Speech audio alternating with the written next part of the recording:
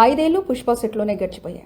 రష్మిక మందన భావోద్వేగ Pushpa part 2 shooting పూర్తి చేసుకున్న రష్మిక మందన ఇన్స్టాగ్రామ్లో భావోద్వేగ పోస్ట్ చేశారు. నవంబర్ 24న చివరి రోజు షూట్లో పాల్గొని అద్భుతమైన పాటను చిత్రీకరించినట్లు తెలిపారు. ఈ రోజు తనకెంతో ప్రత్యేకమని, కానీ అది చివరి రోజుగా అనిపించడం లేదని పేర్కొన్నారు.